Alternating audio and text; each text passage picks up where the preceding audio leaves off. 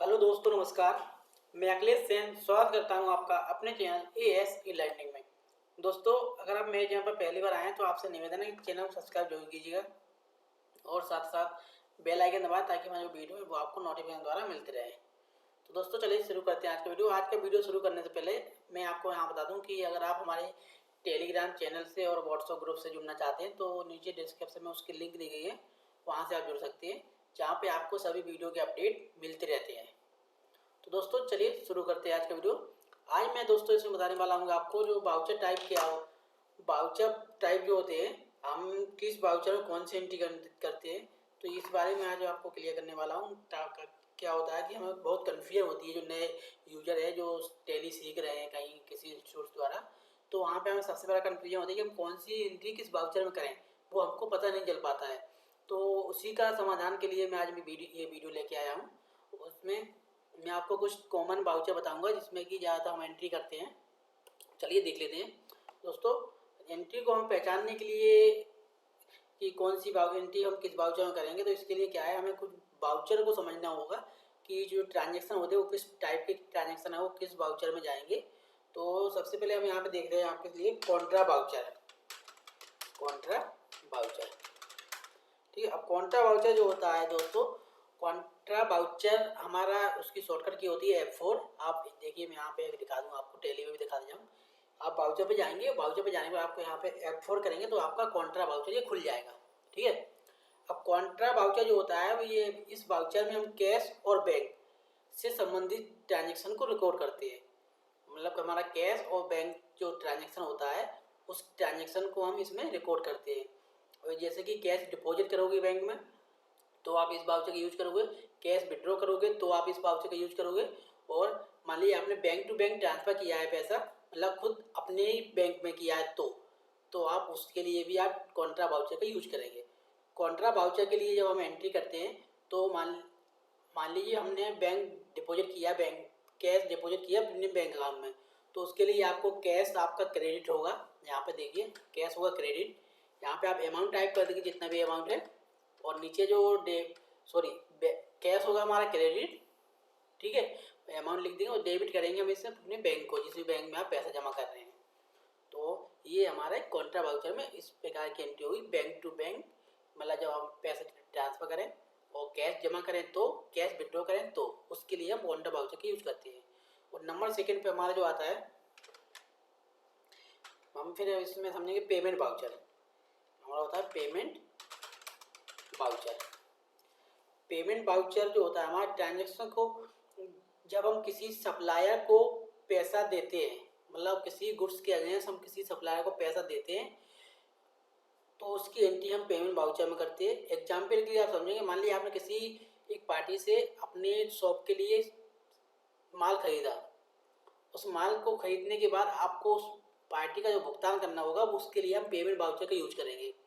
आपने कोई एक्सपेंस के लिए सब सामान खरीदा शॉप के लिए, मान लिया आपने फर्नीचर खरीदा या आपने उसमें कोई भी अदर आइटम खरीदा शॉप के लिए एक्सपेंस के लिए, तो उसके लिए भी आप पेमेंट बाउचर का यूज करेंगे। या आपने किसी मतलब जो स्टेशनरी का सामान खरीदा तो पेमेंट बाउचर का यूज करेंगे। तो पेमेंट बाउचर हम यूज कहाँ करते हैं, जब हम सप्लायर को अपना पैसा देते हैं, सप्लायर को हम पेमेंट करते हैं तो, और जब हम किसी एक्सपेंस के अगेंस्ट पेमेंट करते हैं तो उसके लिए हम पेमेंट बाउचर का यूज करते हैं। और तीसरे नंबर पे हमारा जो होता है वो होता है receive voucher. Receive voucher, receive voucher के ट्रांजेक्शन को रिकॉर्ड करने के लिए हम जब किसी भी कस्टमर से पैसा लेते हैं, मतलब जब हम किसी कस्टमर से हमें अपना पैसा लेना होता है तो उसके लिए हम रिसीव बाउचर का यूज करते हैं। जैसे कि मान लीजिए आपने किसी अपने कस्टमर को कोई माल बेचा, सेल बिल बनाया आपने, ठीक है। अब उस सेल बिल का कस्टमर ने आपको भुगतान किया कैश या बैंक द्वारा, तो उसके लिए भी आप रिसीव बाउचर का यूज करेंगे, ठीक है। ये आप समझ गए होंगे, ठीक है। और फिर आप आता है आपका सेल्स वाउचर। जो सेल्स वाउचर होता है हमारा, देखिए मैं यहाँ पे थोड़ा सेल्स वाउचर हो गया हमारा। सेल्स वाउचर, जब आप किसी गुड्स की बिक्री करते हैं, मान लिया आपने कोई गुड्स बेचा, तो गुड्स बेचते वक्त आपको कस्टमर को एक अपना बिल देना पड़ेगा। उस बिल को आप सेल वाउचर या सेल टैक्स इनवाइस कहते हैं। तो उसको भी आपको सेल वाउचर में उसकी एंट्री करनी पड़ेगी, जिसकी शॉर्टकट की होती है हमारी F8। ठीक है, शॉर्टकट क्या होती है F8 सेल वाउचर की। और रिसीव वाउचर की हमारी शॉर्टकट की होती है F6। पेमेंट वाउचर की हमारी शॉर्टकट की होती है F5। और कॉन्ट्रा वाउचर की हमारी शॉर्टकट की होती है F4।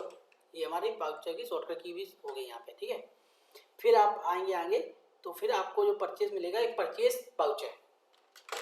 Purchase voucher, purchase voucher में हम जब भी कोई माल अपनी शॉप के लिए मतलब ट्रेडिंग करने के लिए खरीदते हैं, या आप कह सकते हैं कि जब भी कोई आप माल बिक्री करने के लिए खरीदते हैं मतलब रीसेल करने के लिए, तो उसके लिए आप परचेज वाउचर का यूज करते हैं, उस वाउचर उस आइटम की एंट्री करने के लिए।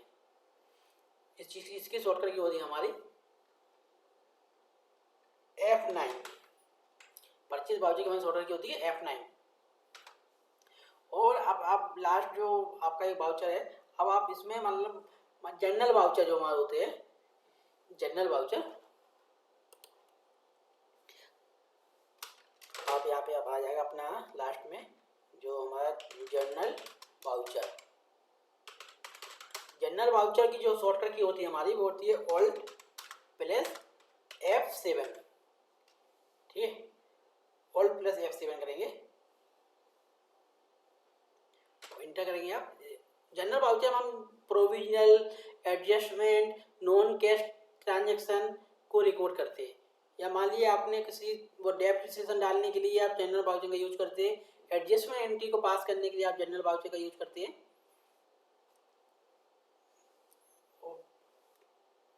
फिर आगे आपका आता है वाउचर सेल्स रिटर्न्स। जो सेल्स रिटर्न होता है इसकी शॉर्टकट की होती है ऑल्ट F8। नहीं, सेल्स रिटर्न की एंट्री होती है हमारी ऑल्ट F6 होती है, ऑल्ट प्लस F6। ठीक है, सेल्स रिटर्न वाउचर का यूज हम जब किसी सेल किए हुए आइटम को की वापसी के लिए हम सेल रिटर्न के वाउचर का यूज करते हैं। मान लिया आपने किसी कस्टमर को अपना कोई माल बेचा और उस माल बेचे हुए माल में से कुछ माल कस्टमर ने आपको वापस किया, तो उसको वापस करने के लिए आपको सेल रिटर्न का यूज करना पड़ेगा। आगे फिर आता है आपका परचेज रिटर्न। Purchase return